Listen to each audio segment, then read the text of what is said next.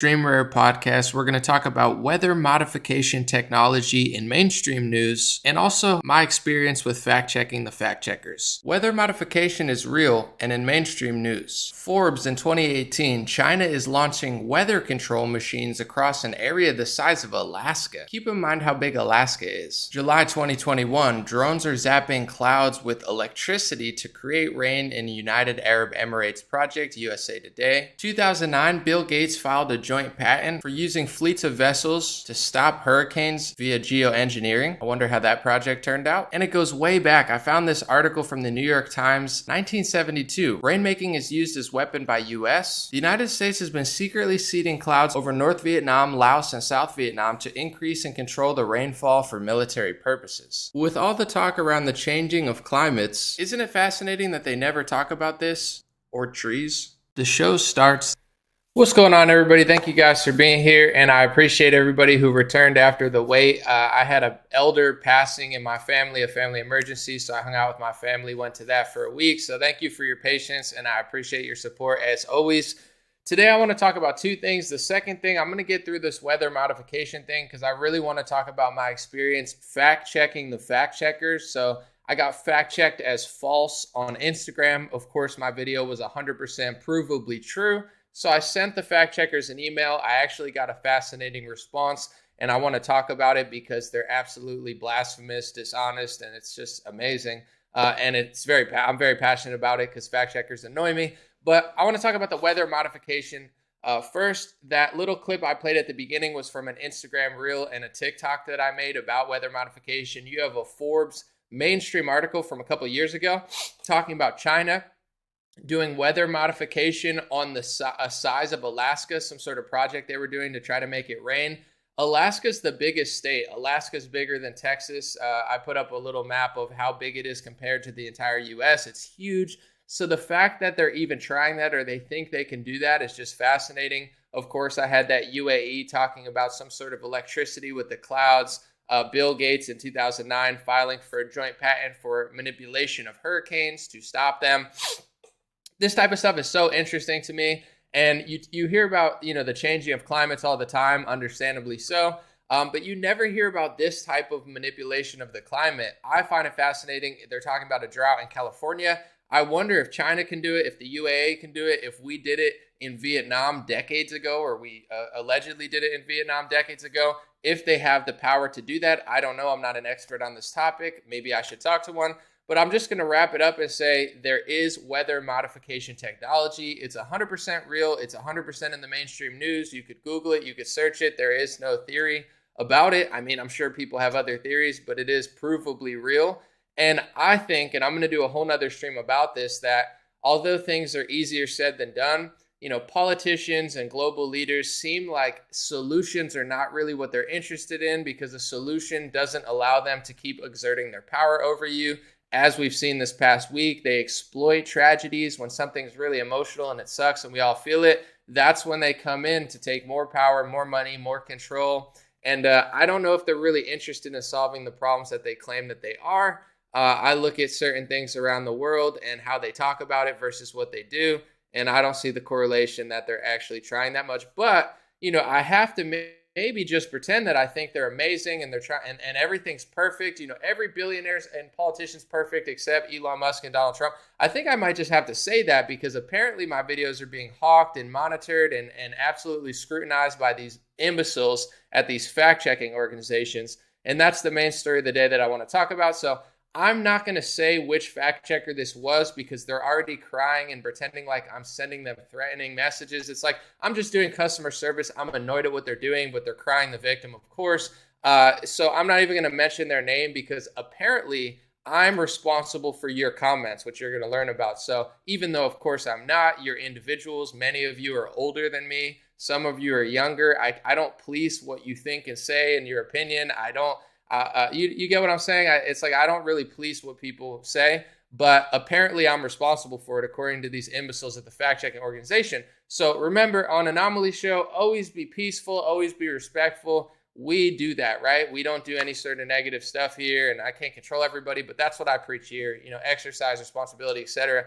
But the fact checker, so I had this video, you guys probably saw it on here, I talked about this monkeypox situation. You see in the news, monkeypox, it's fading away now, but it was in the news heavy 2 weeks ago. And there was this fictional pandemic simulation in Munich, I believe, with this global initiative where they did last year, 2021, they did a fictional monkeypox simulation of a monkeypox pandemic outbreak. And I compared it to Event 201, which was a fictional pandemic simulation for a coronavirus in 2019, before the actual one, where they really talk about how they would respond to a similar pandemic. So that's why they do these things. It's the same reason a nurse in nursing school will probably do simulations on a fake dummy. They do it because you don't want to just throw somebody into the mix and be like, oh, you're a nurse or you're a doctor, now go, perform this dangerous surgery. You like to have practice. So that's the idea. And I always say that. I'm always very honest and transparent about it. Of course, I'm not allowed to have my own opinion, but I tell you why they do it. They're simulating it so they don't just walk into a pandemic oblivious. They like to have a plan for a response. That's a fact. I don't care if these imbeciles try to cover this video up like they did the last one. Now I'm going to get into how they responded. So I reached out to them. Definitely I'm upset because my video is 100% on Instagram and TikTok. You can still see it, by the way.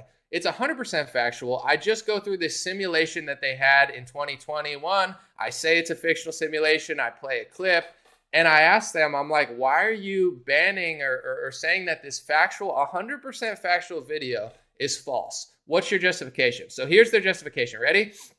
They pretty much admit that it is true, but they said, yeah, but you led people to your Facebook video with that Instagram video, and in that video, we saw a few things. So they're not even denying that it says false on Instagram. They're almost not even denying that it's false. They're just saying, well, that led to a Facebook video, and then we scrutinized your entire Facebook video. So just letting you guys know, they're reading the comments, they're watching these videos. Congratulations. This is probably the most honest part of your day, you imbeciles at the fact-checking organization. You're welcome for such a great job getting to monitor and get a little ounce of truth in your little days of, pretending like you're God. But anyway, so they went to my Facebook video, and he said basically, you suggest that they plan pandemic responses, and that's false. That's like one little thing they said. And I'm thinking to myself, literally, it's on their websites. Why do you think they did Event 201? Why do you think they did the monkeypox fictional simulation? Why do you think they do it? You think they're just doing it for fun, for kicks? They like it better than going out to drink with their friends? No, the reason that they're simulating a pandemic response is so they could be prepared for a response. That's just a fact. I don't care if they censor this video too. You guys are dummies, okay? Take the smartest person at your little shadow organization and come on my podcast. I'm not trying to, out anybody, but have a conversation with me because I guarantee you're not as smart as you think you are. I guarantee you're not as honest as you think you are. And I guarantee the only reason that you even have this power is because you sit in the shadows and nobody can even disagree with you because you have like this dictator-like power over everybody's videos. But in general, they tried to what's it called? They tried to say that was a reason, one of the many reasons that they censored my video. So yeah, maybe your Instagram video was true that we're saying is false and we're punishing your account now. But we went to your Facebook video and you said that they plan responses to pandemics. And it's like, why do you think they simulate monkeypox and coronavirus? Why are they doing a fictional simulation? They're doing it to have a response in the same way a nurse goes through simulations to have a response when the real one happens. So I'm right about that. You guys are idiots and you should be ashamed of yourself. So that's what they do in their own words. That's not a conspiracy theory. That's why World Economic Forum, Bill and Melinda Gates Foundation, John Hopkins, why are they bringing together all these powerful people to simulate a fictional pandemic? So they're prepared for a real one and they're not just aimlessly trying to figure out what to do. Duh, you idiots. You're so lucky. You're so lucky that you just get to sit there and act like you're Mao Zedong of information. Because if you actually had to communicate and go on a podcast, they're complaining on their Twitter about Joe Rogan's podcast. It's like, yeah, Joe Rogan's podcast is your worst nightmare because it's 3 hours of raw, unfiltered conversation, which you imbeciles wouldn't be able to do. You'd look like a moron, so you just sit there behind your computer and like censor everybody. But in general, that's one of the things they did. So they said that I can't say that these simulations are planning responses when literally in their own words, they're planning responses. Complete doofuses. Then they start bringing up comments on my Instagram and saying, see, even though I guess, you didn't technically lie, you're misleading people because people in the comments are saying all these crazy things. Do you guys realize I'm not trying to brag, because it's like no matter how much they try to censor me and hold me back, I'm what these people at these little dummy fact check organizations can never be. Self-made, entrepreneur, hardworking, earned my place, didn't use big corporations to try to climb the ladder.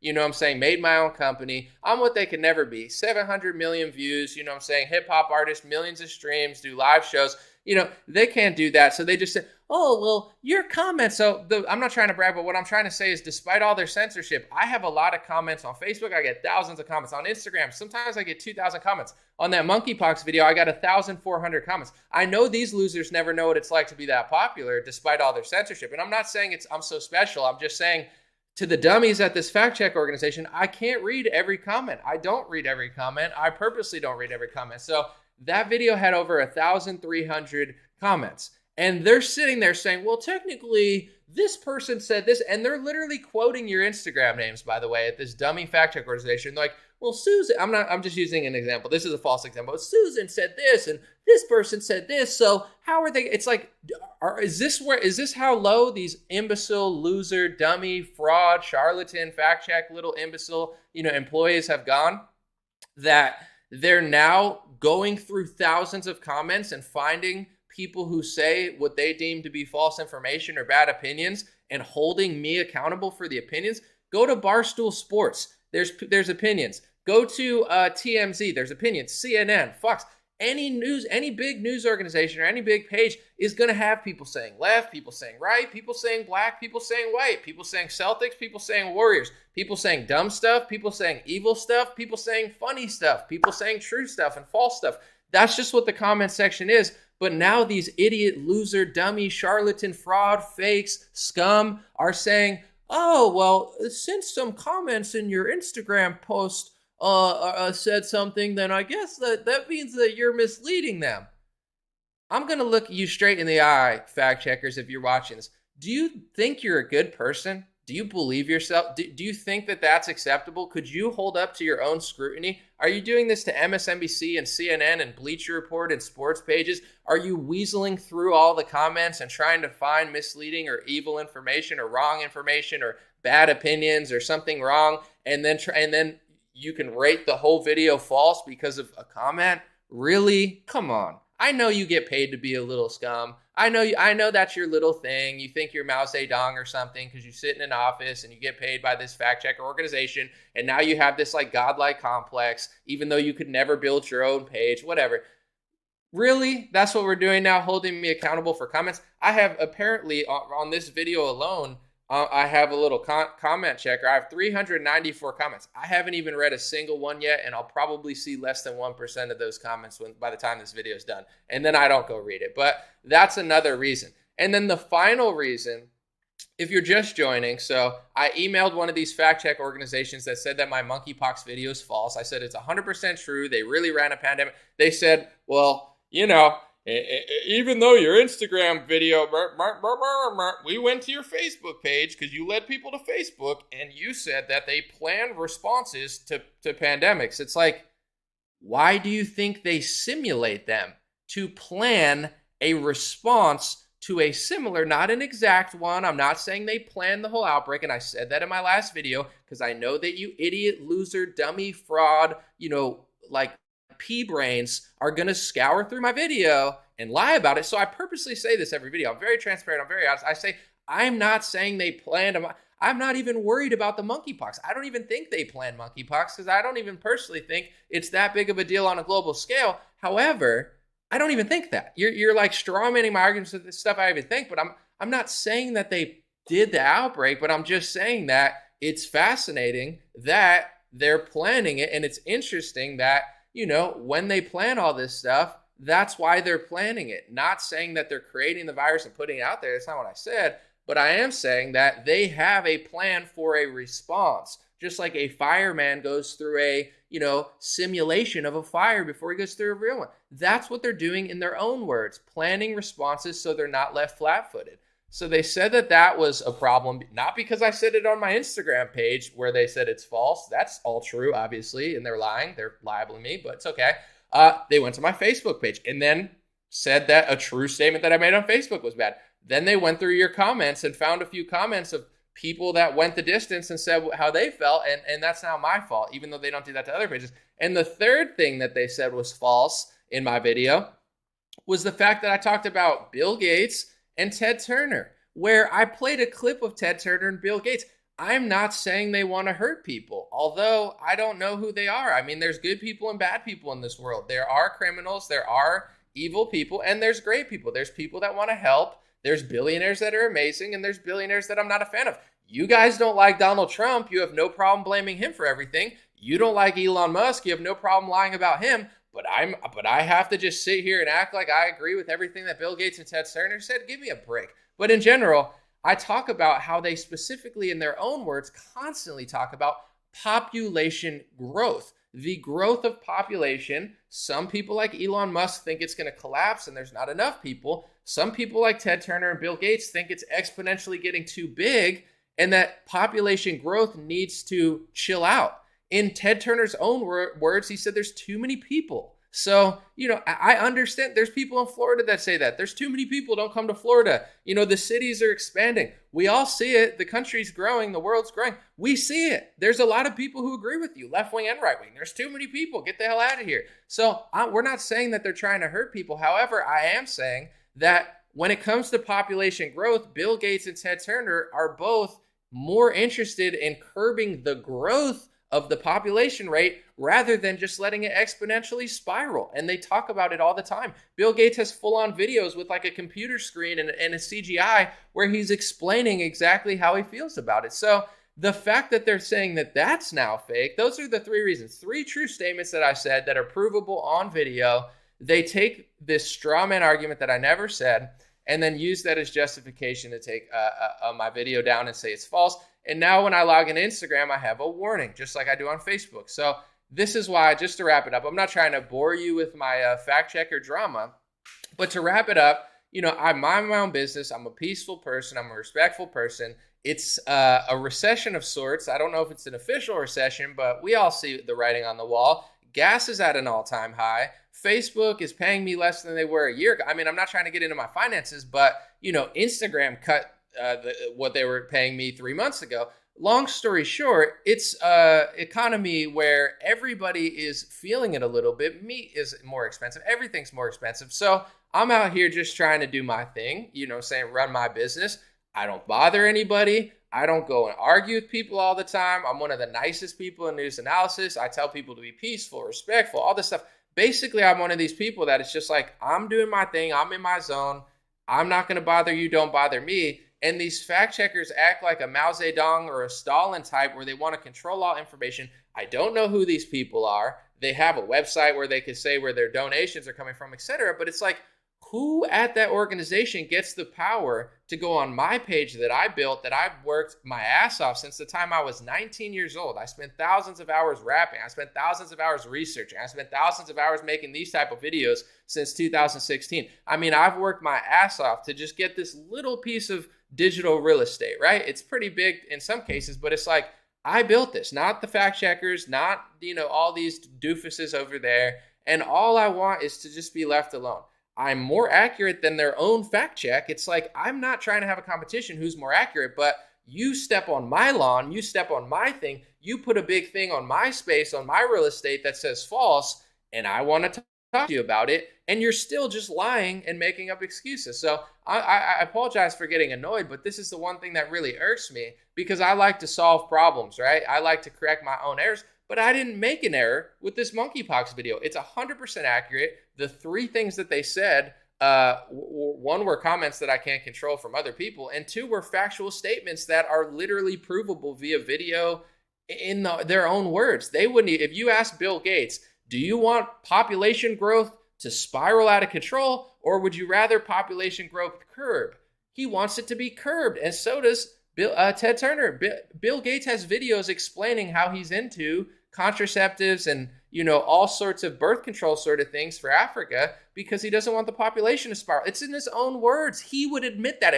If you asked him, the fact checkers at this organization, Bill Gates, which one do you want? This, or do you want it to level out because there's too much population growth? He would tell you exactly what I said. So long story short, this is just like my pet peeve because it's like I do my thing. I just want to be left alone. And they always encroach on me. They always take away my money. They always cut my thing. And they always threaten to take my stuff away. And that's like walking into work every day with your boss being like, any day you could be fired for something that you're right about. That's how it is. When I log into Facebook, there's a big warning that my page could be deleted. When I log into Instagram, now there's a big warning that my monetization could be taken away. And I'm not really even worried about that. I don't want them to cut my reach. I've earned almost 500,000 followers from all over the world that want to see my content because I'm accurate, more accurate than the dummies at this fact check organization. If you don't think so, come on my podcast. Try to correct me in real time. Let's have a conversation. Respectful, peaceful, honest. You guys can't. All you do is sit in the shadows. You're evil people. You're a net negative, okay? You're not helping me.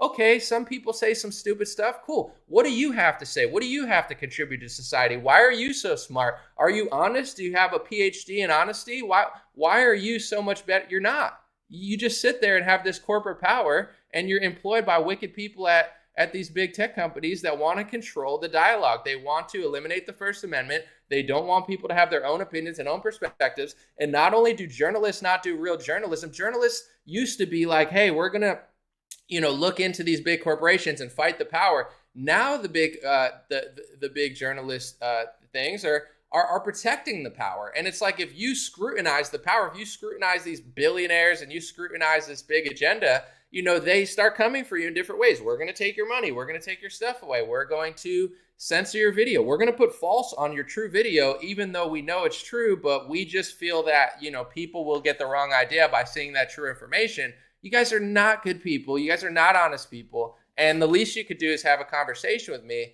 instead of coming onto my real estate and my page and then saying like, now I don't even want people to reach out to them because it's like now they're going to cry threats or something. And then it's like now they're going to try to use that as an excuse. So it's like, whatever.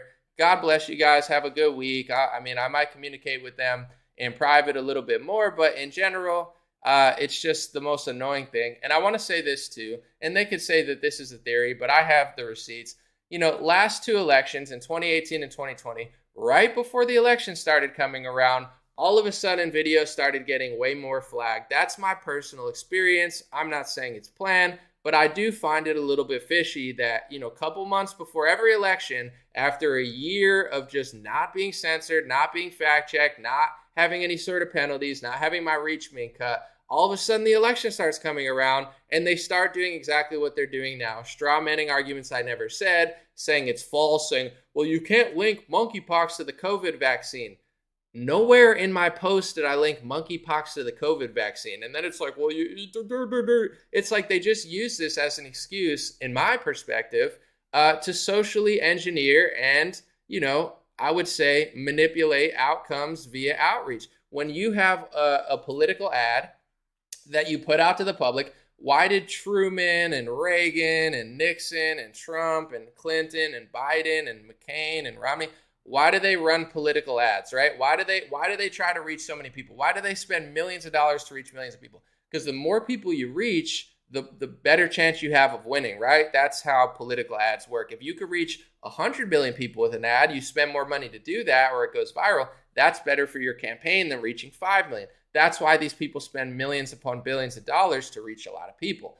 I don't have to spend a single dollar to reach millions of people. And they understand the influence that my page has on Facebook and Instagram. It's one of the bigger pages on Facebook. It's one of the most engaged pages on Instagram. So come election, I just find it fascinating. Maybe it's just a spontaneous coincidence that they have no idea, but all of a sudden, all the big conservative leaning pages and all the people that question the media narrative, all of a sudden, after a year of nothing, start getting little restrictions. And, a little restriction there, a little restriction there, a little restriction there. All of a sudden, there's a 30, 40, 50, 60, 70 million people reach cut down to like a 5 million person reach. And isn't that just convenient for, a certain political party? I'm not saying that that's on purpose, but now 2 for 2 turned into 3 for 3. I said to myself 4 months ago, well, that election's coming up. Let's see if Facebook or Instagram or any of these things do anything stupid.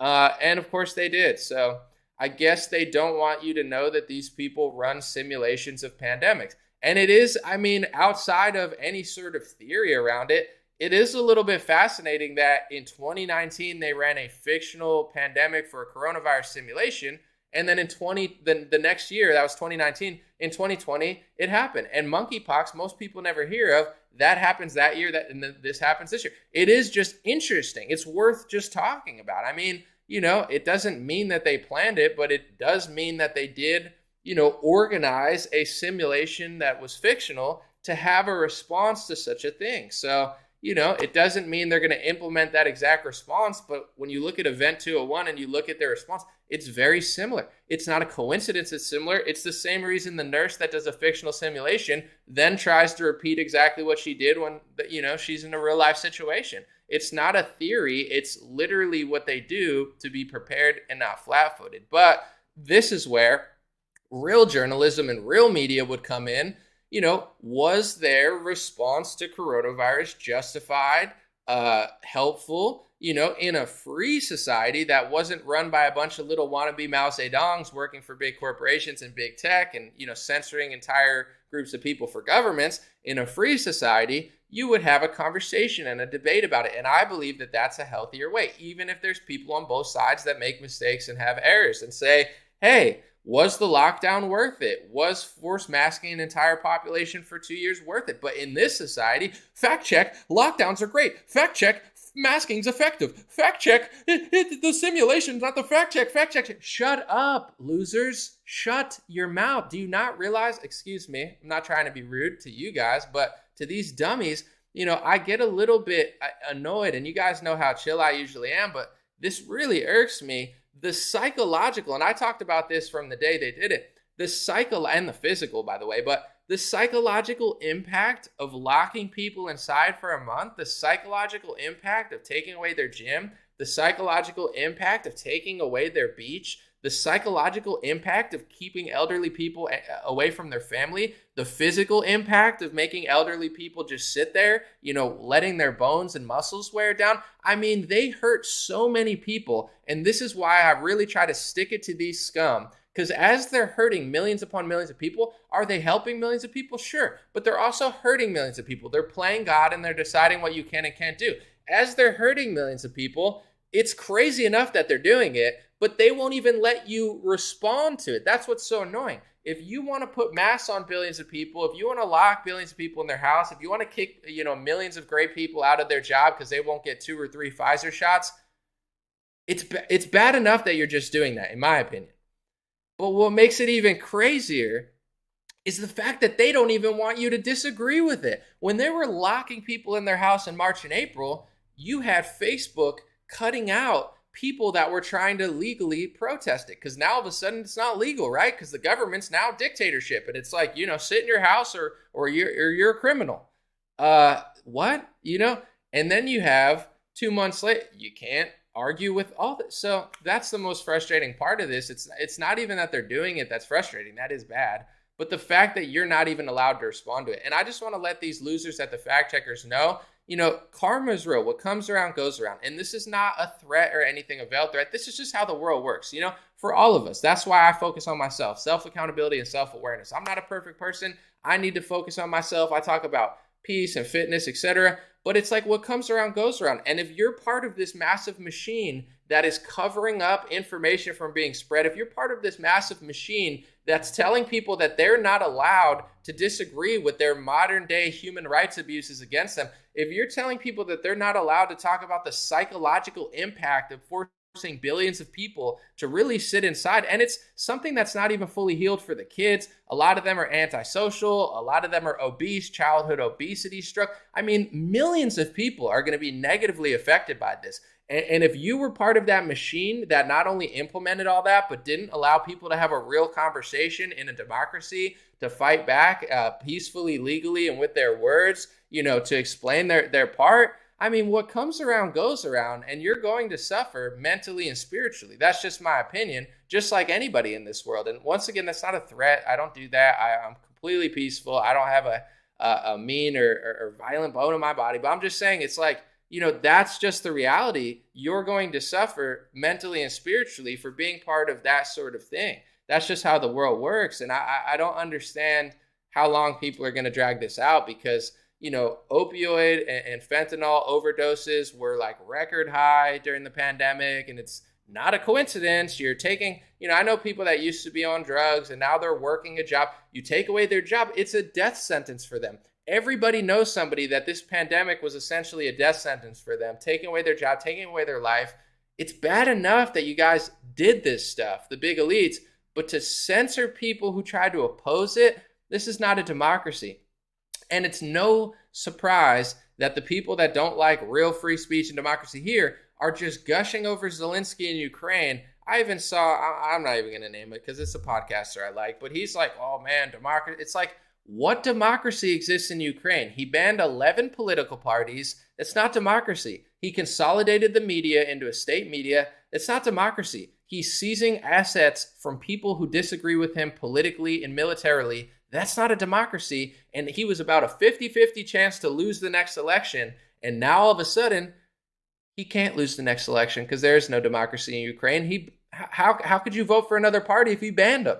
So there is no democracy in Ukraine. And slowly, that's happening to America. And the same people that are like, oh yeah, it's like, give me a break. So, it's just so, and I want to say this too, in general, because I think there's no excuse. People need to just, weather the storm, and life has been harder. But one of the great things about the First Amendment, and why I believe, in my opinion, you look at all this nasty stuff that's going on in the world. I'm not making excuses for it. It's evil. That person needs to be held accountable. It's terrible. But our country has a massive mental health problem that just keeps getting worse. Our country has a mass over-pharmacy problem where the kids are just being shoved pills in their throat. Like, drugs are like candy to kids now. I don't agree with it. We have a community problem. We have a family problem. These are things that left-wingers just don't want to address. And it's like, you could lie about it as long as you want, but the country's not going to get better until we address all these issues. And what they did in 2020 only made the mental health problem worse and only made the community problem worse, So we have a lot of rebuilding to do in this country, but how the heck are we going to do it when you're not even allowed to disagree with these people? At least in 2016, if I like Bernie over Hillary Clinton, I could talk about it. At least in 2018, if I thought Trump was doing a good job, I could talk about it. Now it's like these scumbag authoritarian psychopaths want to cut the tongue out of every single person. That's hate speech. That's racist. That's sexist. That's medical misinformation. You need to like masks. You need to like lockdowns. You can't talk about monkeypox simulations. It's like, do you realize what you're doing to the world? You're making everybody more miserable. People people express themselves. When I was 19 and 20, I expressed myself through rapping. I had, I guess sadness and issues like everybody. And one of the ways I would get it out was by posting my thoughts and feelings on the internet via rap music. In general, I kind of still do that. But, people need to express themselves. Sometimes you need to get it out. That's why people talk to therapists. Why do you talk to a therapist? Because sometimes really the therapist doesn't even do anything. It just feels good to talk to somebody. So you're cutting the tongue out of people who want to talk. That's not stopping the issue with violence and crime, and it's only going to make it worse. And I'm not making excuses for criminals. This is no excuse to be violent, right? That's not what I'm doing. I'm just saying logically, if I was a leader and I locked the country down, I would think mental health would get worse. If I treated people like garbage constantly and didn't allow anybody to disagree or have an opinion, I would think that would make it worse. Once again, I'm not making excuses for these wicked, evil people who need to be held accountable and should. But it's like you even see some of these people that do this wicked stuff and they're like, the lockdown made me this. I started going on this website. Why do you think the lockdown made a lot of people depressed? And then they're going on this website. Why are they going on this dark website? Well, you banned thousands of decent people who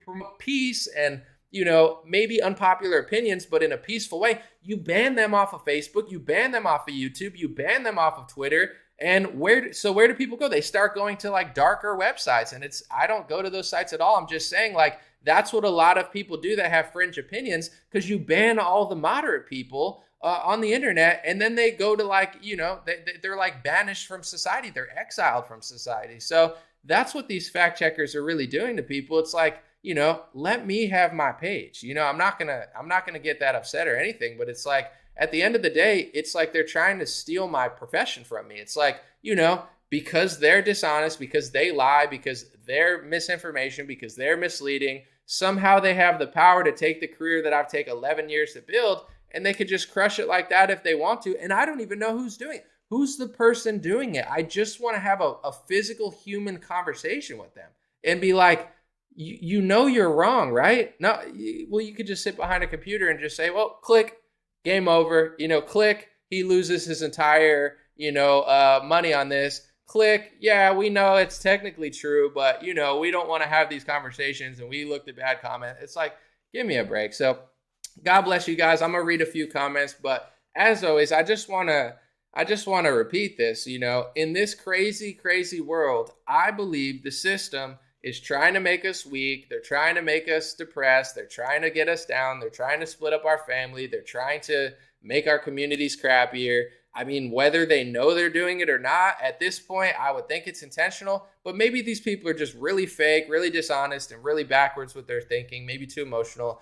So give them the benefit of the doubt. But the greatest thing you can do in this world, the real way to stick it to these people, is to be peaceful, to be happy, to enjoy your life, and to just let it, roll off you and just continue working. It's like a hurdle. It's like it kind of inspires me in many ways. Like, you take away this, I'll do this. You take away that, I'll do that. I hope that they don't move further, but in general, it's not going to slow me down. It's not going to make me unhappy or angry or anything. I'm a happy person, and this is all I have. I don't have the power to shut down their fact checker organization like they have the power to shut down my video. I don't have the power to start my own social media company that has as many people as Instagram. I don't have the money, time, or programming skills.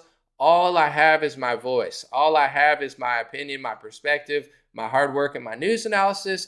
So please don't take that from me. You guys are becoming cold, sicko dictators. Lockdowns, forced masking, forced vaccination, treating people like third world citizens for not getting 3 Pfizer shots, not allowing them at the Comedy Store or the cruise, taking away somebody's video because you're too big of a pea brain to figure out what I'm talking about or why I want to talk about it. It's like, you're not the good people. That's all I have is my voice. I don't have the power to censor your video like I do mine. I just want to let you know you're not the good person in this situation. You're not the more honest person in this situation. And I pray that you find the truth, because I don't know how long you're going to keep this charade going. It's not making our country better. It's not making our country healthier or safer or happier. None of that. You're making it worse. You're taking away people's First Amendment. And to be honest, you're not even good at it. I mean, at least if there was censorship, it's like, just censor all the fake stuff. I wouldn't even complain if that were it. A lot of people post fake information. I don't think opinions should be censored, but if I could say stuff that doesn't bother Big Pharma, or, if it doesn't bother, a cow is a dog, a tree is a telephone pole, and I guess a tree could be a telephone pole, but it's like, Marilyn Monroe is an ant, they don't care about that. If you question Big Pharma or billionaires they like or global movers, then all of a sudden they have a problem. It's like, get over yourself and, just stop. You're making society worse. You're not even good at it. If they just censored bad, people lie all the time. People I follow do misinformation. I try to just say, hey, that's wrong. I've seen, if the fact checkers just closed off literal fake videos, I wouldn't even complain that much, because there are people who post fake stuff, like provably fake stuff, not like an opinion or a journalistic thought or a theory. I wouldn't censor that, but like a true fake statement, whatever. They don't even do that. From what I see from the fact checkers, they're more interested in honest, truthful statements that bother their agenda, that they somehow weasel their way into like manipulating around it. It's like, they're so bad at their job, but they're like professional cover-up artists for certain people. Such a joke. All right. I just had to get that off my chest. Appreciate y'all so much. Thank you guys. I'm going to read some comments, put them on the screen. And that's it. I'm not going to talk about this more. I mean, unless they keep taking more action and trying to shut my page down, I might have to. But, I don't even like to let this into my reality. It's like, just leave me alone. I do better work than you. I'm more accurate than the New York Times. Like, let me do me. You guys have enough money, enough power. You suck with it. Nobody likes you. Even Democrats are starting to listen to Tucker Carlson more than you. You suck. You're bad at your job. Nobody likes you, so you censor. You look at the Ricky Gervais thing. Ricky Gervais did a new stand-up. it's like the Rotten Tomatoes critics give it like a 14% or something crappy. The people give it like a 90%. That's like fact checkers and the people. That's like big tech and the people. It's like you're so disconnected from reality. Nobody likes Joe Biden, okay? You could try. How do we get people to like Joe? Nobody likes Joe Biden. Latinos are at an all-time Democrat low, as far as like presidential support. Like, maybe if we just censor more people, they'll like Joe Biden. No, you suck at your job. Go, do something impressive. Build something. Create something. Invent something. Don't just sit there and like, maybe if we censor people, they'll like Kamala Harris. Maybe if we call them a racist and a sexist, they'll like Kamala Harris. Oh, what do you think of Candace Owens since you like black women? Oh, we hate Candace Owens. Oh, Candace needs to go. It's like, oh yeah, you love black. No, you like people who agree with you. We get it. You have a messed up worldview and you fall for Joe Biden and Kamala Harris or something. But like, I don't know, Larry Elder really bothers you. We get it. Okay, we get it. We've heard this story. Just stay off my page. Okay, that's all I ask. You do worse work than me. Why do you get to be Mao Zedong on my page? Go away. Stick to your own page that nobody reads. You could use every person at your staff, have $1 billion, and you still wouldn't have a page as big as mine. You know why? You suck at your job. You're not interesting. You're not truthful. You're not factual. You're not honest. You're not good at news reporting. So just get a hobby or something. You know what I'm saying? Get a hobby. God bless you. We'll do some jumping jacks together because it's always important to get the blow flowing on a Tuesday. And we'll keep it moving. God bless you guys. I'll pray for you guys, the losers at the Fact Checker organization. And for the Lord's sake, just leave me alone, please. It's so annoying. All right. Let's see. Let's see.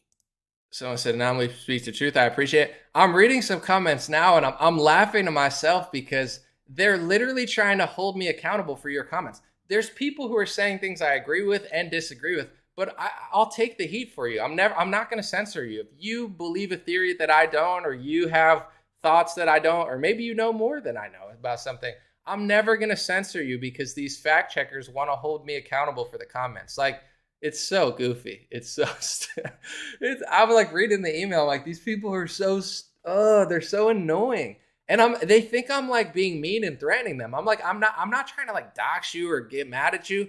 I want to have a friendly podcast. I want to know who you are. Like, are you really that? You must be like the most truthful person ever. You walk in the room, like a fact checker walks in the room and it's like the Halo music starts playing. It's like, and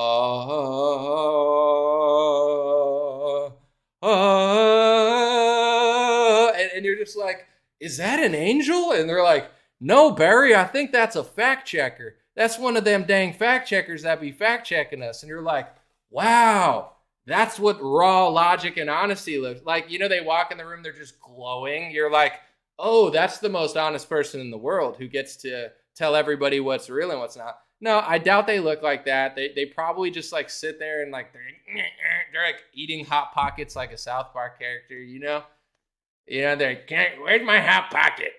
Where's my Hot Pocket? I need to censor more conservatives. Where's my Hot Pocket at? They're like, you just had 3 Hot Pockets, Becky. She's like, well, that one, a 4th one. It's not big enough. And I agree. Hot Pockets are small. I'm not being rude. I think they're too small as well. I eat a lot. Sometimes I order 2 meals.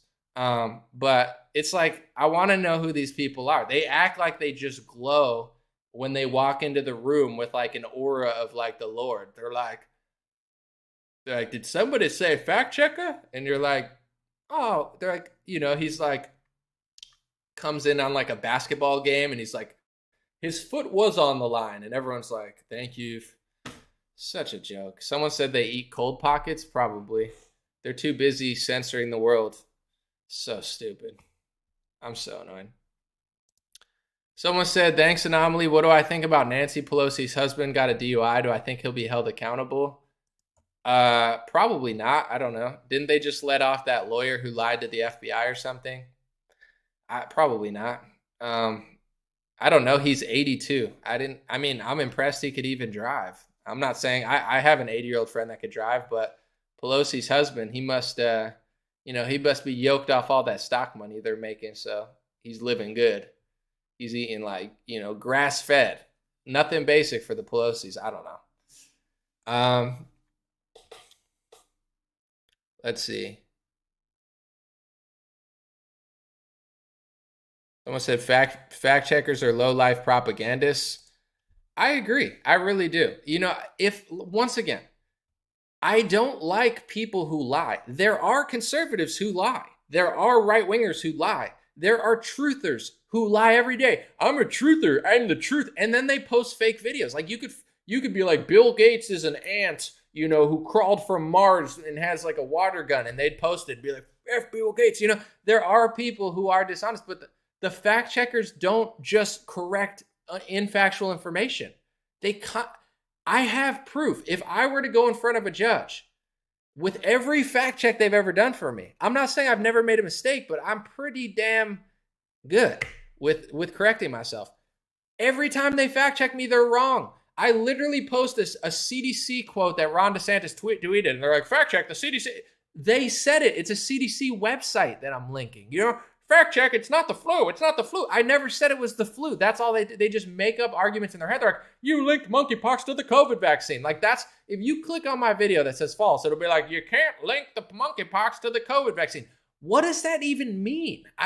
First of all, I don't even think monkeypox is that bad. I don't care. 2, I don't think monkeypox and the COVID vaccine have anything to do with each other. And if somebody says that, it's not my problem. Like, they blame me for the craziest statement. They like blanket ban everybody who talks about the monkeypox simulation, and they're like, we're going to take the craziest person who said the craziest thing, and we're going to say that you said it. It's like, can we not do that? Can we not do that? I'm not responsible for what everyone else said. There's people in the comments now that are saying stuff that I don't agree with, but I can't control. People don't even realize, like, probably half this people watching are older than me. If they, you can't tell most 50-year-olds don't want to hear anything. You think they're going to want to listen to me? Like, I'm going to change their whole world theory? Anomaly, you got to get everybody in the comments to agree with you. That's called a dictatorship. I mean, I don't always like people who disagree with me, but I don't run a communist, manifesto here. It's like where everybody needs to say exactly what I think, or I'm going to censor them. There's been hundreds of comments that I've read right now that are different thoughts than I have. So, we're adults here, or some people are, hopefully. I'm not going to censor everybody. Someone said the Smith-Mundt Act. I might have to do a whole video on that. It'll probably be fact-checked. It'll be like, fact-check, the Smith-Mundt Act is for your protection. Fact-check, it is not for propaganda. Fact-check, Obama is the greatest president ever. It's like, ugh. The fact checkers are so cringe. So cringe. Thank you, Sarah. Said, yeah, good to see you. Yes, I had like a family emergency. I had a death in the family of somebody that was elder. My Aunt Mary, God bless my Aunt Mary. She was wise and calm, and probably partially why I have some good vibes sometimes. So I had to go to a somewhat of a funeral. I don't know, service, whatever you call it. And then I just hung out with my family for a week, and I kind of just disconnected from the computer. So, I like to work. I like to be busy. I like to be honest, I like to make money. I don't want to be poor. But at the same time, I really value family time. So when I go visit my family, a lot of times I don't even do work because, the money will come and go, but family, that's for life.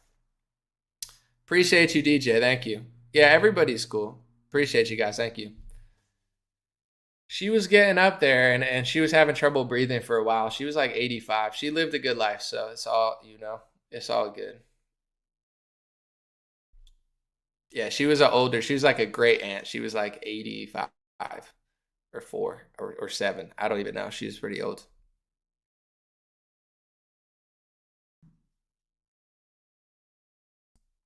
Someone said, I'm not allowed to visit my family in the U.S. because I'm not jabbed. I face the prospect of never being able to see them again, haven't in 3 years.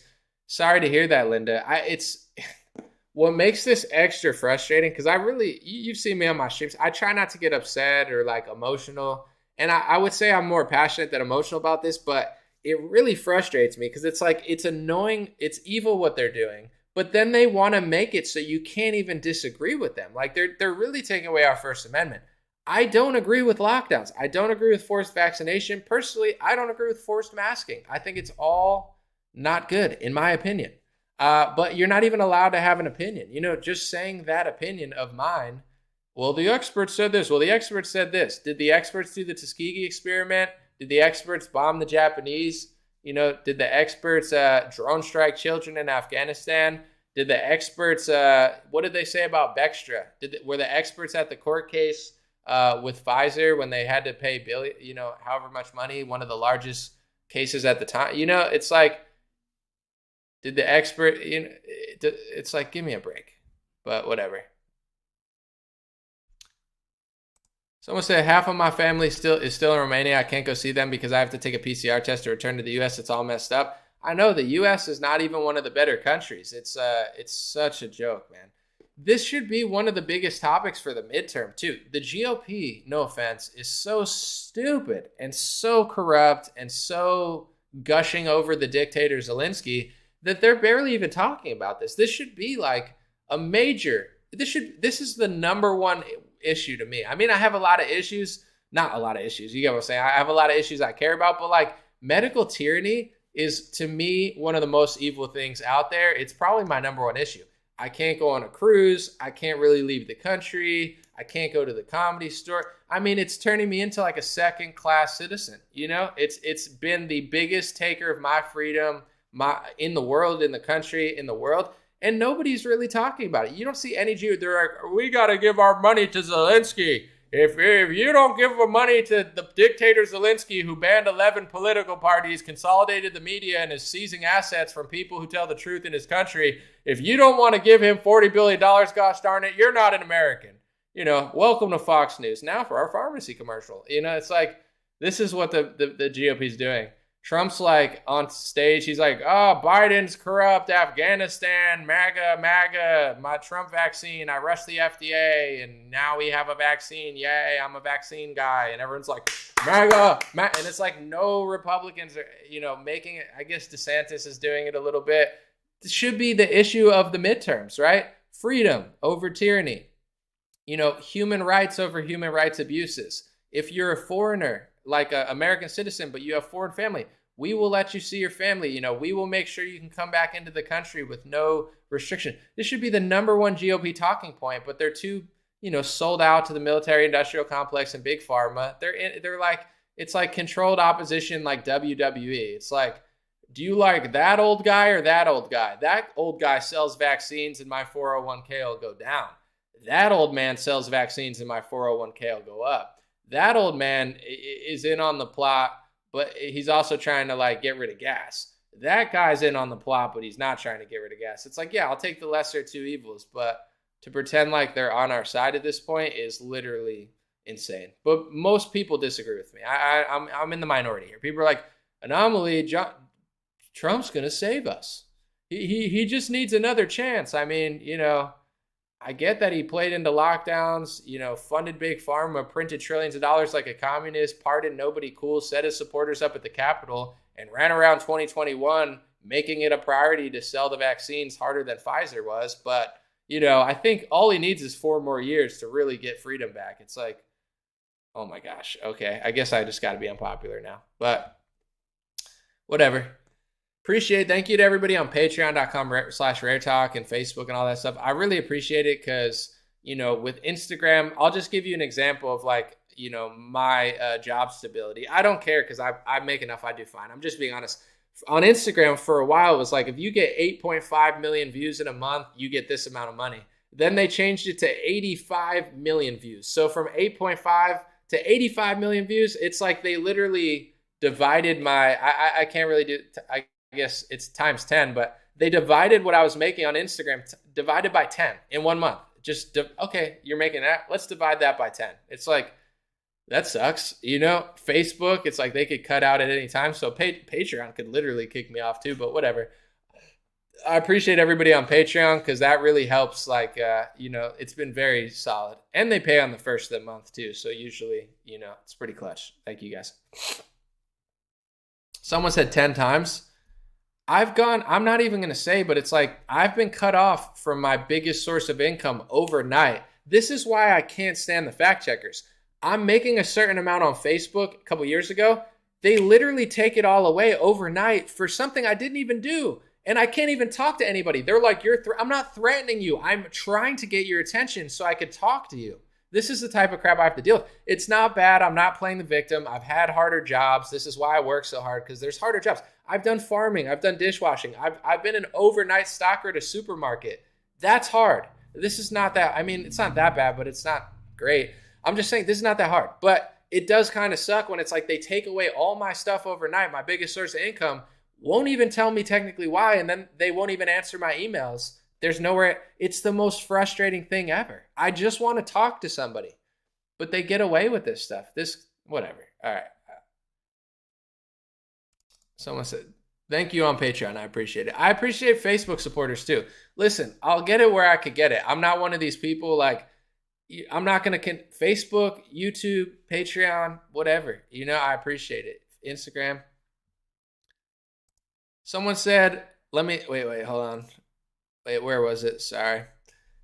Wrath said, have you guys watched the latest World Economic Forum stuff? They are batshit crazy. Hey, no, Wrath. The fact check, hold on. I agree with you, Wrath. Oh, wait. Bing, bing, bing. Oh, sorry. Oh, wait, hold on. Fact check. I disagree with you, Wrath. The people at the World Economic Forum are completely logical, reasonable, and they just want to help the world. They are so not racist, so not sexist, and they are fighting anti-Semitism at every turn. I completely agree with Klaus Schwab. He is the hero of the world. Zelensky is saving democracy, even though he literally eliminated it in his country and he's a dictator. And everything being done at the World Economic Forum is perfect. And if you don't agree, you need to be fact checked off the internet. That's what I think now. So that's all I can think, Wrath, because these idiots are like hawking my video. They're like, well, you said this. I'm like, you watched my whole video and you learned nothing? You weren't impressed? You didn't laugh a little bit? These people are so annoying. So good. I got censored on Facebook. I mean Instagram. They didn't censor me, but they chopped off my income for a month. This is when I was making a lot too. There were like a couple months where it was good, and they stopped my program for a month, and they're like, we've determined that you are not eligible. And all 3 videos were factual. It was just about Russia and Ukraine. And it was like mainstream stuff. I was like, Wall Street Journal said this. And they're like, I'm sorry, we're going to cut thousands of dollars away from you. Like, this is the type of crap they've been doing to me for years. Every time I visit my family and I'm just taking a break and I'm trying to just see my family, all of a sudden I always get fact checked when I'm like, stagnant, which is so annoying because I'm like, I'm trying to take a week off and you guys are just always lying. They're so stupid. Let's see.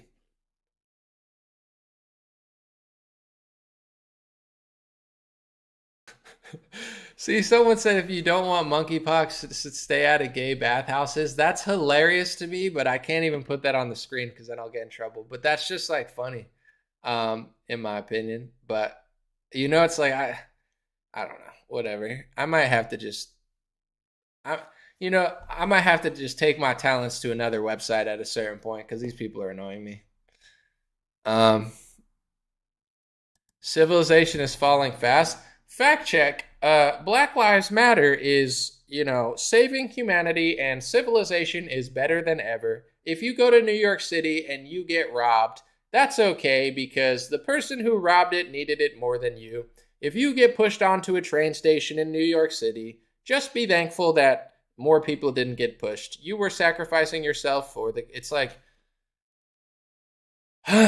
really? Or is this what we're doing? Someone said Barry Sotero's bathhouse. It's too funny. I mean, come on. I gotta read it. How can I not read that? All right. Tell me some more of your opinions, guys, and I'll fact check it. Let me know your opinions. Someone said they're not stopping any Pride events. It's because you have to understand, Adrian, there are levels to sicknesses, and when it comes to racism and homophobia, it's a virus in itself. So, it's more important. It's more important for them to teach your kids sodomy than it is to, I don't know. Never mind. It's like when the George Floyd thing happened, they're like, technically, we've been telling everybody to stay inside their house like prisoners, but now it's important for us to, brainwash people into destroying their own neighborhoods and like burning down shops because racism is a bigger threat than coronavirus. Fact check, fact check, fact check. It's like these fact checkers are like a cuckoo's nest. Cuckoo. Someone said Batman. Oh man, you guys got some funny comments. The only wordly, that's a good question on YouTube. I'm not qualified to answer right now, but maybe one day I will. Let's see. We'll read a few more. Thank you guys for being here. And as always, I appreciate y'all. And I'm going to be working quite often this week. Someone said Trudeau. Hold on. Let me see this real quick. I was going to do a whole video on this. Trudeau froze the sale of handguns in Canada. It's going to be wild. Yeah, I saw that. I don't know. I want to do a whole video on that, I think. Someone said rhino gun laws disgust me. Yeah, I'm going to do a whole video on this, but it's like, all right, let's just say like gun control was more popular 4 years ago. You have a 2020 lockdown, right? Where the government tells everybody, you need to stay home. You need to stay home to be safe. I'm just replaying what happened, right? Let's all walk through it together. And we'll talk about why gun sales spiked and why gun support was at a recent high. I don't know if it was a decade high. I can't remember. But like gun ownership was like people wanted guns more than ever. The government locks everybody inside, closes everything down for 2 months, and then allows everybody to go in the streets for George Floyd and literally just destroy multiple neighborhoods. It was pretty much a nationwide riot. Not everywhere, but you could consider it a multi-city riot. Gun sales went through the roof. Gun ownership support went through the roof. Mainstream news was like, gun support's at a recent high. It's like, yeah, because you locked everyone in their house. This used to be a conspiracy theory. That would never happen. You did it and then told everybody it was okay to go knock their community down and you'd bail them out of jail. Yeah, people are going to want to own guns when you do that. So the fact that they did that within the last 2 years, it's so stupid. And people have such a short attention span. They're like, but I'm sad. They know you're sad. That's when they move. Justin Trudeau's not even in our country, and he's using a tragedy in our country to do something in his country. This is what politicians do. I'm not saying they planned it or staged it. I'm just saying they wait for a tragedy to happen and then they exploit the crap out of the tragedy. That's what they do. That's their whole bread and butter. And so many people have such short attention spans. It's like it was within 2 years ago that they literally told people it was fine. And don't deny that these major news corporations and most left-wingers did it. They acted like it was cool. And it's not like people were in the street peacefully. They were burning stuff down, killing people, and people were like robbing stores, looting stuff. And everyone's like, yeah, Black Lives Matter. Yeah, whatever. And it's like, yeah, a lot of like millions of people that have never owned a gun were like, maybe I should own a gun. Like, you did that to people. I didn't do that to people. They did that to people by being so insane. So I don't know if it would work in America, but I don't know. I don't even know if anyone, we'll see.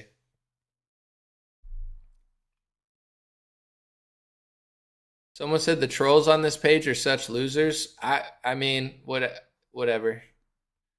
Maybe they're trolls. Maybe people just have bad opinions. I don't even see that many. I see some funny comments, but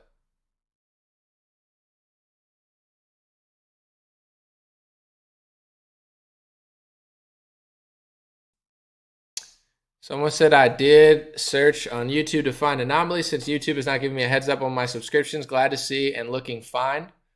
Appreciate it.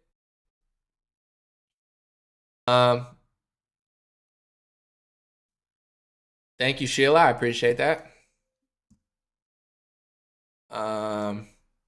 What's my take on the World Economic Forum? What's my real take or what's my fact checker take? My real take is the World Economic Forum is the Coachella for billionaires and politicians around the world. It's like their Coachella, where they go and talk about their agenda for how they want to run the world. And then if you talk about exactly what they said, they call you a conspiracy theorist to fact check you. That's my opinion. My fact checker opinion is fact check. I agree with every billionaire except for Elon Musk and Donald Trump. They're all great and trying to save me, and they could never make a mistake. And I should just be a second-class citizen and do whatever they say and act like I'm a robot. So that's my fake take. But my real one was the first one. Am I blocked from Facebook? No, I'm not blocked. I mean, every time I log in, though, it's like, warning, you told the truth 4 months ago, and we're upset about you telling the truth, and we are going to threaten you. And it's like, yeah, the real threat, I don't threaten people. It's like, I log into Facebook, they're threatened with deleting my page every day. I log in Instagram, they're threatening taking me out of the monetization program and probably then flagging my page. You know, they're the ones threatening me constantly. They're like threatening my entire profession, you know, every day I log in. And then I literally complain to a fact checker, and they're like, it's like, I'm not threatening you. I'm asking you to do your job properly. You know, if I call a freaking bagel shop, it's like, hey, you got me the wrong bagel. They're like, geez, you're threatening me. It's like, no, I'm asking you to correct your mistake. Is that okay? Can you correct your mistake? Can I have a refund? Oh, you want a refund? You want to hurt me? It's like, no, I don't want to hurt you. I want a refund. I want you to stop lying. They're like, but I don't want to. It's what I do for a living. It's like, we know.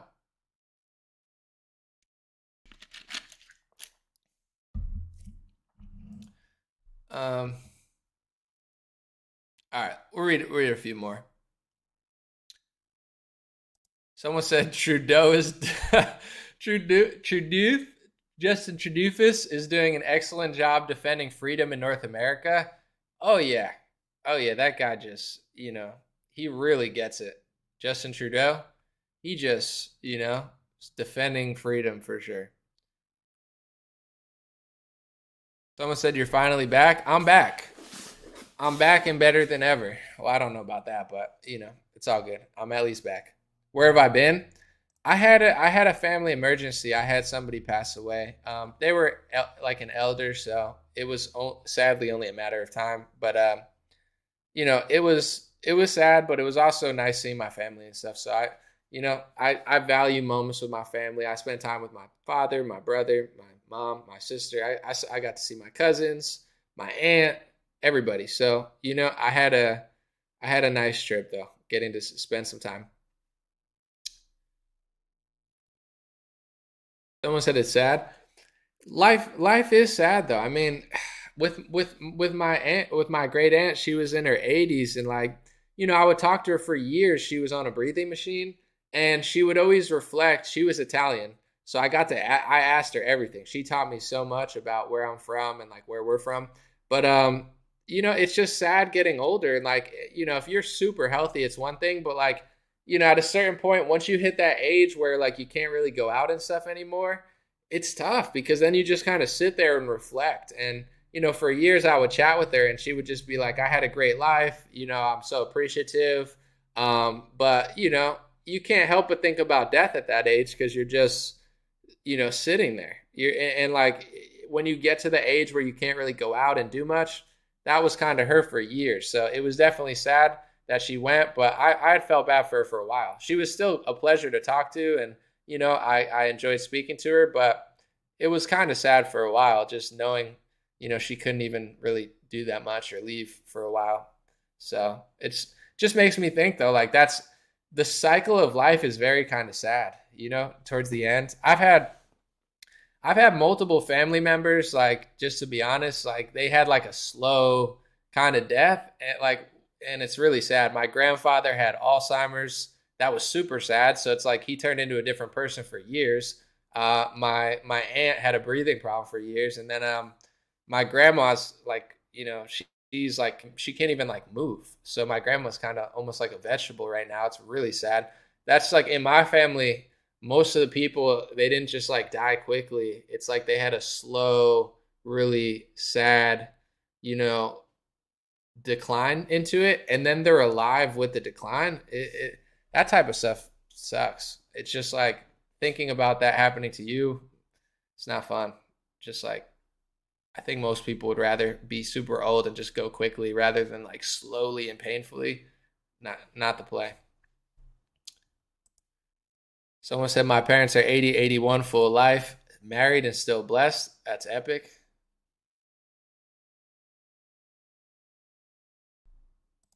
Someone said, Anomaly, will you ever tour? I'm actually, there's a guy trying to set up a tour for me. I'm going to talk to him later. I'm going to try to. It's a pain in the butt to like book. So I got to get the right people to do it for me. But I do want to do a tour. Tell me what you think. I'm actually doing a performance in the next week. I'm doing it. There's an event called Amp Fest West that I'll be performing at this week. But I think I would, and I've done shows. I've got to do some pretty big shows because I have a song with Trapped, and they play for big audiences. But I would probably do a speaking tour if I did anything, because I feel like at this point, although I could probably do a music tour if I had the right group of people with me, I think more people would probably just want to hear me speak than rap. So, I'd probably do a speaking tour of some sort of like, speak, question and answer, maybe a comedian opening. I'll say some jokes too, something like that. I think that's more my thing. Marla said Anomaly cruise. I wish I was rich or connected enough to start my own cruise line. I'm still banned from cruises. It's so you still can't go on a cruise without a vaccine. They won't let you on most cruise lines. It's so frustrating. How many vaccines did Gavin Newsom get? Like 3, 4, and he still got sick. It's like, but I can't go on a vaccine. Do you want to test me for natural antibodies? Oh, you don't even want to test me? These people are such low lives. It's so crazy that the cruise line caved. Am I singing? What time am I speaking? If you want to be 100% honest, I have no idea. Maybe the 3rd, June 3rd. I'll be rapping and speaking on a panel. I don't know, because they haven't really been 100%, I would say, clear about that, but I'll be there. Someone said speaking to her music would be epic. Yeah, I'll figure it out, because I want to do both separately, but I personally, this is just my own personal analysis of myself. I would say I have a way bigger audience that would like to hear me speak, and it would hit more ages. So I would love to do a speaking tour and a music tour. But if I was only to do one, I'd probably do a speaking tour first, because I think it would be bigger. And then, music tour, if I had the right group of people with me, I think I could do big numbers in that too. But I'd have to team up with the right people. Why not do both?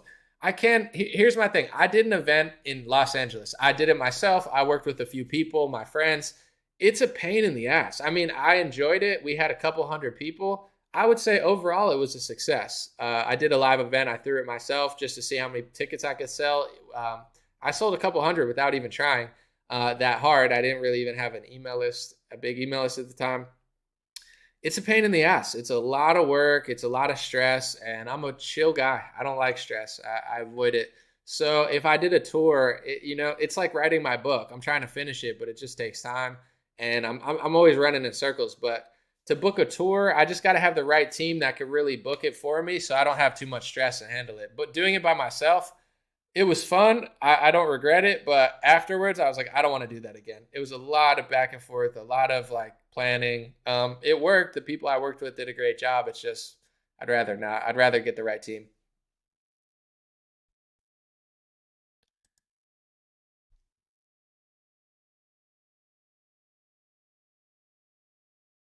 Can you be my roadie? I don't. Probably not, because I don't even have a team right now. But if I have a team, I don't know. It's probably going to be a few people. I probably won't need that much at the moment. But if things go through the roof, here's my thoughts though. It's like, I know, like with Facebook, I have 1.6 million people. Instagram, I have 500,000 people. TikTok, I have almost 200,000. YouTube, I have over 200,000. Twitter, I have almost 200,000. And it's so engaged. It's not like I have I see people with 1 million followers, they get 15 comments. Every video I do is getting thousands of comments on Instagram. I have, in my opinion, it's not one of the most followed pages, but I would say I have one of the most engaged pages on Instagram. So I know I could do a massive tour. I think I could sell a lot of tickets. I don't know. I got to figure out how to do it, how to get it done. If I was like mainstream, I'm sure I'd have like a touring agency or something reach out to me. But I do have somebody that is interested. It's just like, you know, it's a lot to deal with.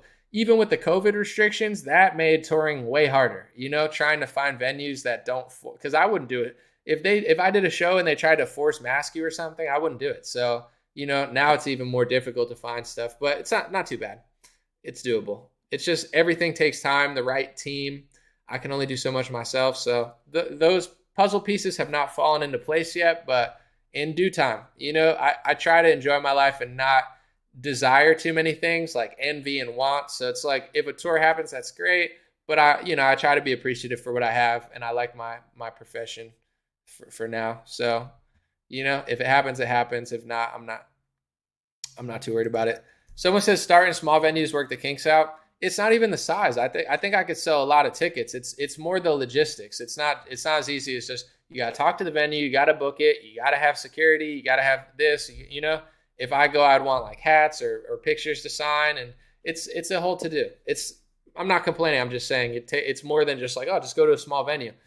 You got to plan out the dates, make sure you can get there, pay for flights, hotel, travel. It's a lot, but it's doable. Let's see. Jim Brewer mentioned to his podcast regarding to getting together, do a tour with him. I think I know Jim Brewer likes me. I should talk to him. That would be fun. He would do comedy. I could speak or something. I don't know. I'm funny, but I don't have like a comedy routine written. I gotta write something. What did Klaus Schwab say to the what did Klaus Schwab say to the waitress? Get me my order, or I'm gonna, put you on lockdown again. See, is this mic on? Oh, no, I gotta fix my comedy routine. I just made that up on the spot. That's not funny, but whatever. Someone said, shave your head. Will you shave your head for $100? For $100? No. Would I shave my head for $100,000? Sure. Would I shave it for $10,000? Probably. 100? No. 1,000? No. 10,000? Maybe. 100,000? Definitely. 10,000? Actually, definitely. I don't really care that much.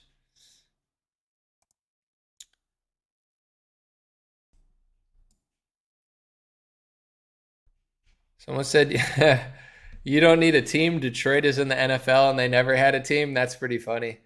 Yeah, despite them not being good, though, they got like thousands of employees. How many people work in that economy? Probably a lot. That's funny, though. All right, thanks, Rob. I hope you watch it back. I appreciate it. All right. Someone said I would shave my head for $1,000. I have long waist and dreads. I plan on shaving my head eventually, but what I'm saying is I want to do it when I want to do it. I don't want to be like forced unless someone pays me enough. Then it's like whatever. It'll grow back. Someone said 10 G's and it's gone. Well, I want to shave it eventually anyway. I like the refreshing. Like sometimes when I would shave, I would just cut it all off and people would be like, oh, you look so different. And I'm like, I just wanted it gone. I don't know. It was annoying me. How is my moon gazing going? It looks weird, doesn't it? It does look weird. The moon, I do like looking at the moon though. It's kind of creepy. Someone said communists are actually against communes. Well, I think communists just want to control everything. So if they were just like hippies in the woods, I wouldn't care. But they're like, you can't own that. I want your property. You can't have privacy. And it's like, do you notice? I'm not trying to be mean, but this is how, in my elder years, I know that communism doesn't work well. If you look at most communists in America, they're like, I look at them and I'm like, okay, you understand, like I have the humbleness to understand, like I'm not a plumber, I'm not a painter, I don't drive trucks.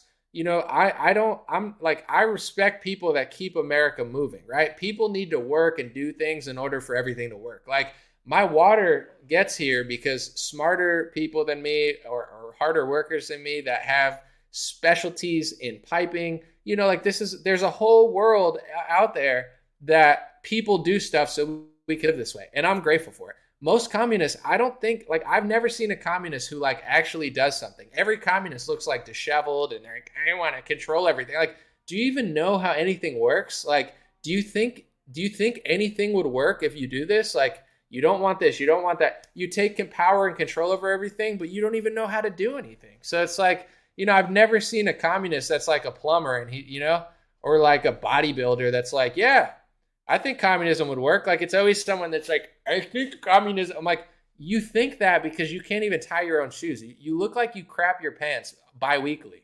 And, and you want to micromanage everybody. You want to take private property away from every worker.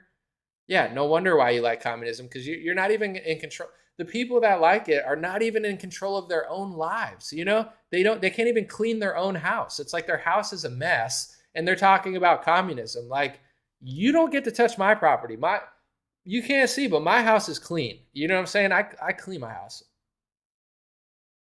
It's like, you would need like a badass communist in order for it to semi-work. You couldn't have one of these like disheveled liberal communists. Like, I want to do communism. Like, nothing's going to function. You don't know how to drive trucks. You don't know how to fix pipes. You don't even know how any of this works. Like, you take a crap. There's a reason your toilet bowl works. It's because 20 people more impressive with you in engineering did all this. Like, if you got to respect these people, if you're a leader, you have to respect all this stuff. Like, you look at leaders now, this is why the truckers got mad.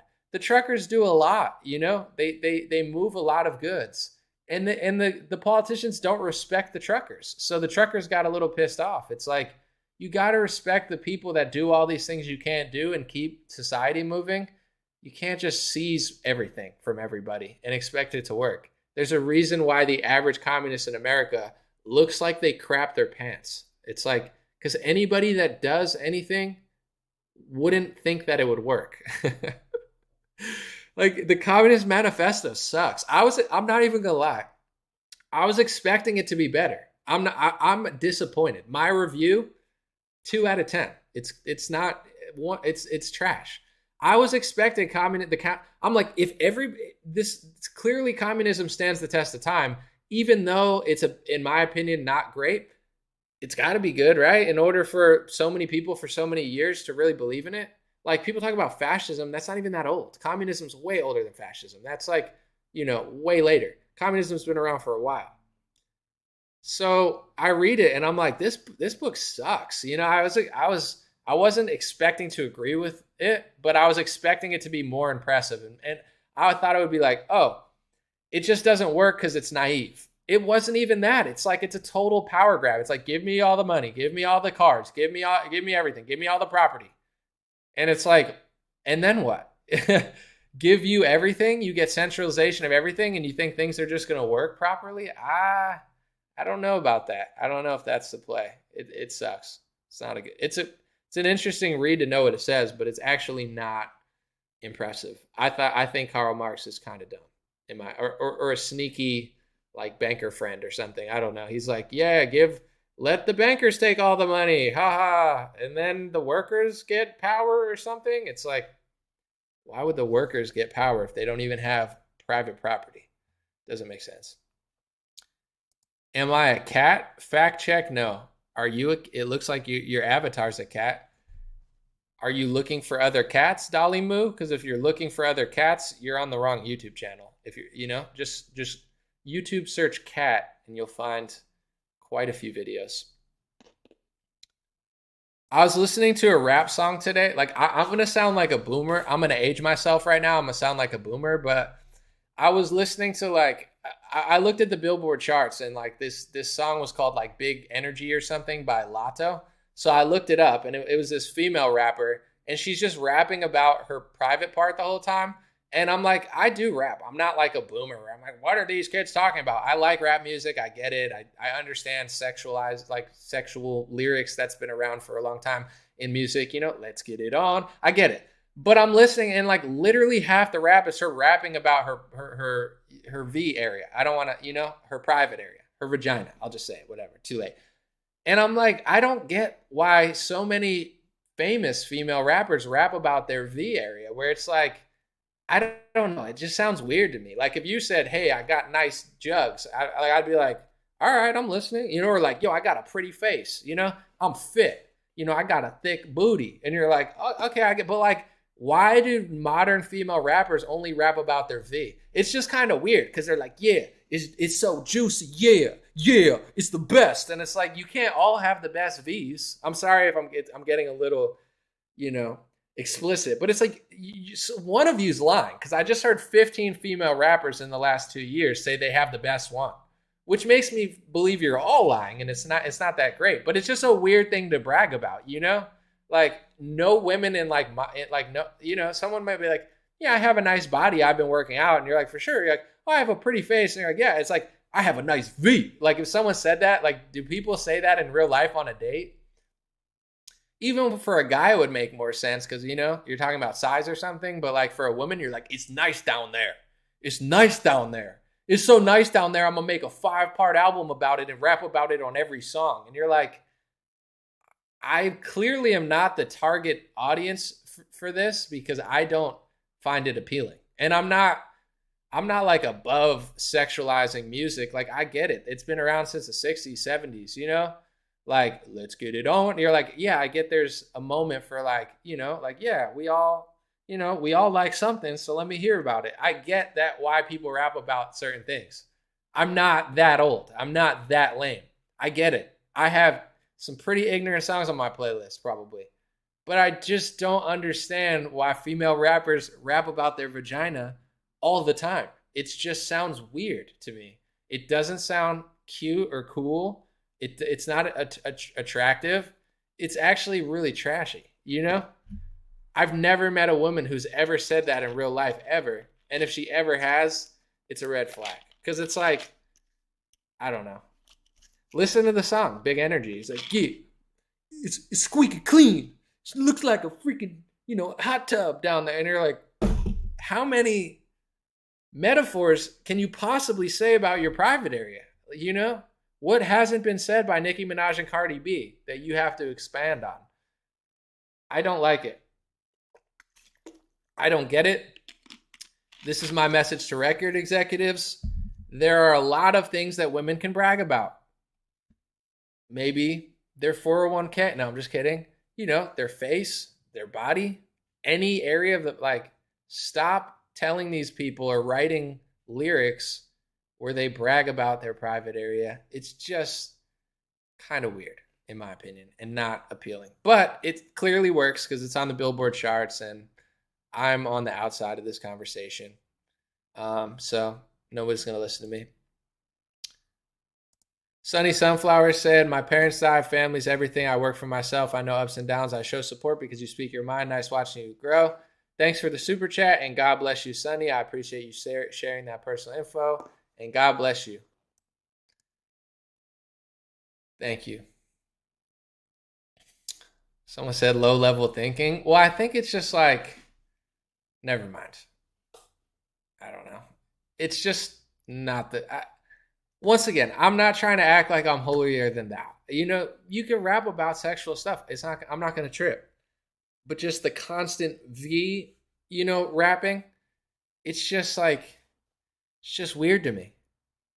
I can't be the only guy that hears that and is not like, yeah, that's dope. I'm just like, I don't know. I think like never mind. Let's just move on. Someone said, I like your song, These Nuts. Well, I think that was like I was trying to do like a viral remix of that guy who was like, These Nuts. And then, I was trying to like do a remix. I have some pretty ignorant music. I'm not going to lie. You look back from 2008 to 2016. I'm not a saint. But I never rapped about my V because I don't have one. But I don't know. I don't know that I probably did rap about someone else's V, to be honest. I have some I would rap about, you know, it was in college.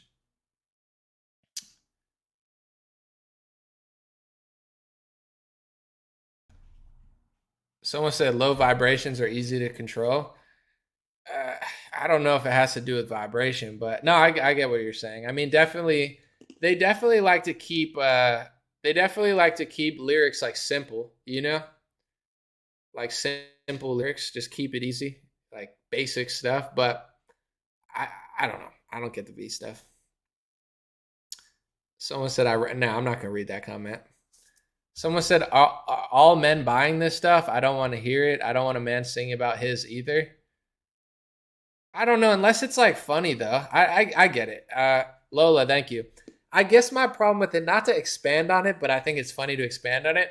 It's like if you just said one thing about your area one time, maybe I'd be like, all right, I get what you're saying. But like, it's like in the song, I want to say she makes like 8 references to her area and just keeps saying different metaphors with it. And like after the third one, you're like, how many more of these do I have to listen to? You know what I'm saying? Like if there's one line on one album about your area and it's funny or interesting or perhaps witty, it's like, all right, okay. But if it's like 8 times in one song and it's like every song's about it and it's like, I don't know. I don't believe you at that point. Now I think there's something else going on down there. I think it's not what you say it is. But I don't know. Someone said vibrations and frequency are very important to keep them high. I agree.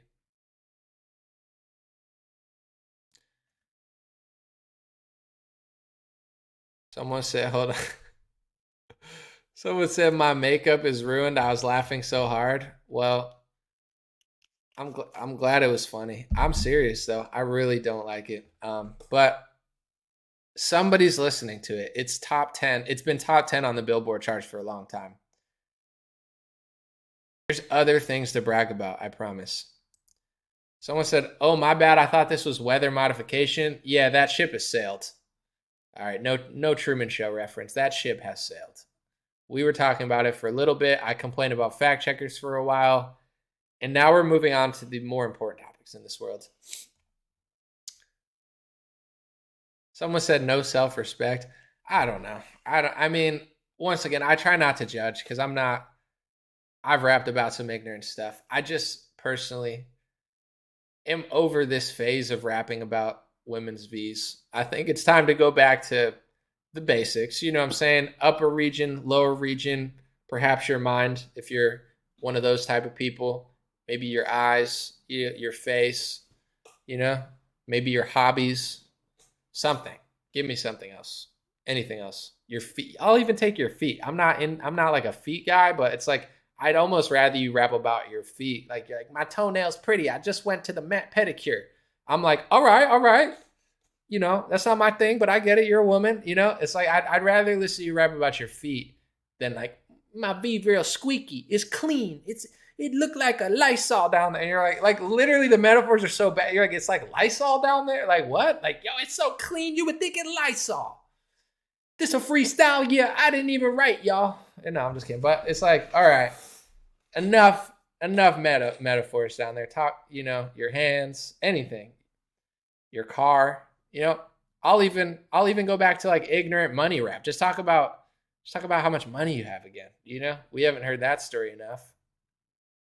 I used to like never like money songs. Now I do a little, but when I was younger and listening to hip hop, I liked like underground hip hop, that had a meaning. I never liked like money rap because it's like I was broke, so I didn't, I never understood. I'm like, yeah, I got a lot of money, and I'm like, I don't though, so I don't want to listen to this shit. Like, it's a trick for poor people. Like, there's a lot of broke people that are like, yeah, I gotta, and that's why they're like robbing stores to like, wear a Gucci belt just to pretend like they have a Gucci belt. It's like, it's, like that. I never understood that because I was like, I don't have this car. I don't want to hear you rapping about a Lamborghini. I don't have one.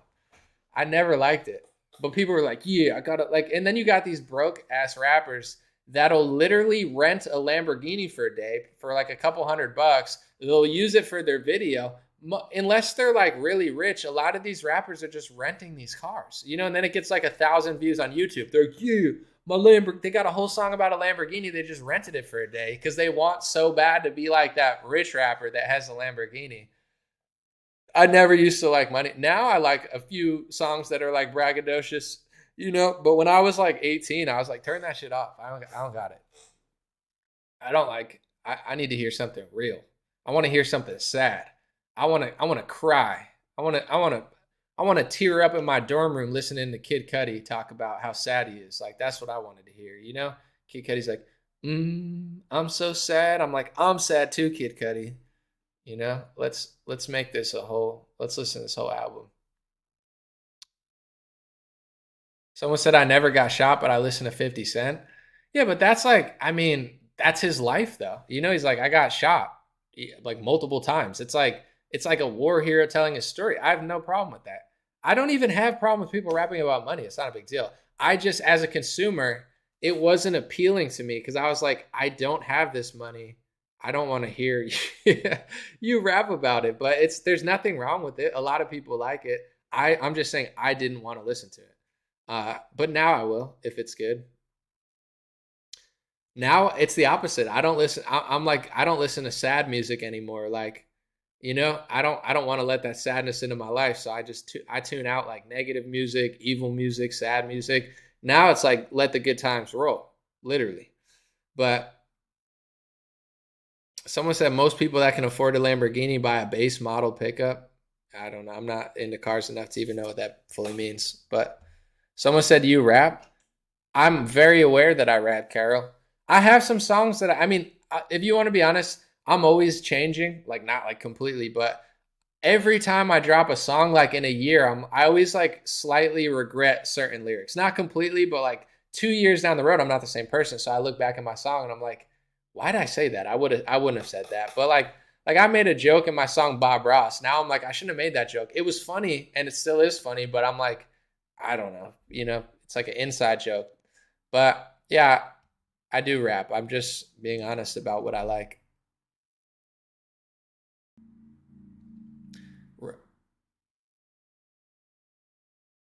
Someone said, I seen a video of you when you were young and scrawny. I have videos up of me from 2008. You could find a video of me when I was like 18 years old, rapping in my dorm room, 19. I don't even know. Someone said, I love the Bob Ross song. Yeah. It's just like after I write it, I have a joke about LGBT that I thought like about like multiple women kneeling like Colin Kaepernick or something. I don't remember what I said. It's hilarious, but like, I'm getting older where I'm like, I don't know. It's weird to me at this time. I guess I have a big audience now and everything's not for everybody. Like I'm 32. So it's like, if you put your kids to bed, you're not having a conversation with your friends that you want your kids to hear, right? That's just reality. Like you're an adult and when your kids are away or whatever, you have different conversations. But when I'm a rapper, I'm doing all this publicly. So I'll make an adult song that's really for adults and people will hit me up and be like, my 15-year-old knows every word. And then I start to feel kind of bad because I'm like, I'm 32. I wasn't writing it for a 15-year-old, but I was the same way. I was listening to Eminem, Kid Rock, rap, since I was like 10. So as a human, I kind of just feel bad. It's like, certain lines are funny to me and I don't regret saying them, but it's a weird sort of element where you can't really, choose who gets to hear it and not. So it's like, I don't want to stop making music that's true to what I think and how I feel, but I do feel like I have somewhat of a responsibility because if the song gets big enough or in general, it's like kids will hear it. So, it's something that I wrestle with because it's like now that I'm older, I try to make cleaner music because I want it to be a little more family friendly. Someone said a rap about dementia. I mean, I actually have an old song about my grandfather with Alzheimer's somewhere. It's it's like a Coldplay remix. It's pretty good, but you can find it actually. I actually do have a rap song about dementia. Someone said kind of gross. I like those old videos. I appreciate it. I mean, I think I had talent and I was pretty good when I was young, but I was also young, so I was saying stuff that I probably don't believe now. Shamel said, music is far reaching and if used properly can deliver a long lasting message. Michael Jackson demonstrates that wonderfully. Absolutely. Now, even though my videos are more popular than my music, like I get hundreds of millions of views on my news videos, and I probably have tens of millions of views on my non-news videos and tens of millions of streams over everything. But people still search for my music on YouTube. Like I could see what people search for the most. They search for my music more than they search for my stuff. I think my music is more popular on YouTube. It is more popular on YouTube than my news videos. Like my bioweapon song, it's called Bioweapon. It has over 100,000 views on YouTube. Not any. I don't have very many videos with over 100,000. My video with Bryson has almost 1 million views. So I think my music is more popular on YouTube than my news. But on Facebook and Instagram, my news stuff is way more popular than my music for sure. So I'm self-aware about that. I'm not. That's why some people don't even know I do music, because I'm not like hustling news to get people to listen to my music. I don't even care. It's a different audience. If people like the music, that's fine. If they don't, whatever. Just don't be a dick about it. People are like, you shouldn't rap, and it's like, now you're blocked. I don't care if you like it, but if you say something, I'll do what I want to do. But it's like, I'm aware that more people listen to the news, and I don't think it's a bad thing. I think it's cool. I do different things. Someone said I didn't know that. Yeah, a lot of people don't know, because I don't use the news to like hustle music. I genuinely like doing the news, and it's just two separate things that I just take separately, and I focus more on the news than I do the rap at this point. Appreciate it. Thank you. Someone said I'd agree. I don't know anything about your music. Yeah, it's not something I bring up every time or ever. Someone said the music industry has ruined music. I'm gonna head out in a few, but I'll say this. Yeah, I mean the mainstream music industry is very like it could be very cookie cutter. There's a lot of songwriters, a lot of producers for these big pop artists. It's not that they're not talented. A lot of them are talented. A lot of them have great voices, good personalities. But when you get to that high level, think they just want it to be the best, or I don't know if it's good to me, but to somebody. So they have hundreds of songwriters, hundreds of producers sending beats, doing remixes, 20 different songwriters on one beat. And it's like a business. You know what I'm saying? Let's pick the best hook. Let's pick the best song.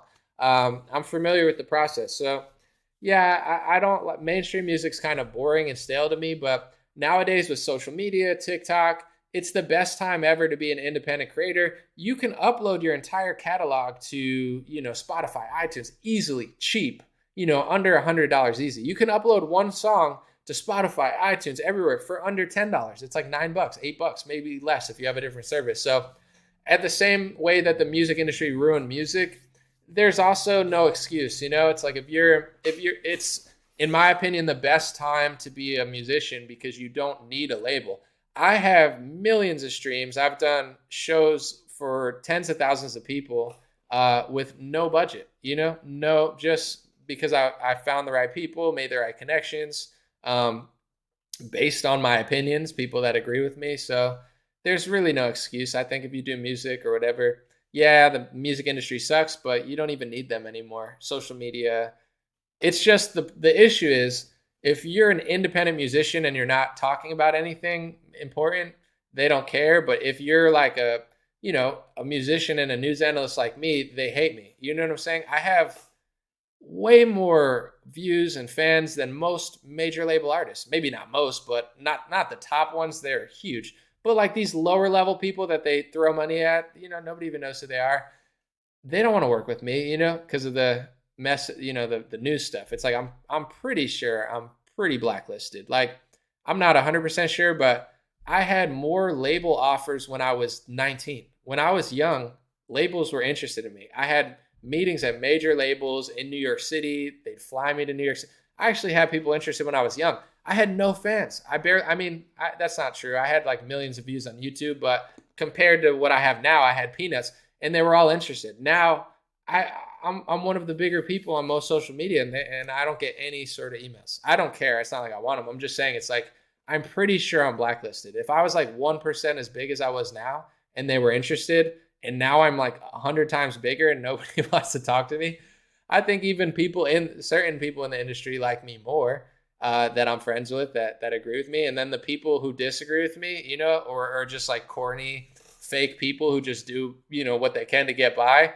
it's like they're probably like, oh, anomaly, like red flag, blacklist, like don't work with him. It's not even an option. But who cares? Like, I don't even, what they're doing doesn't even work. Nobody likes it anymore, so it's not a big deal.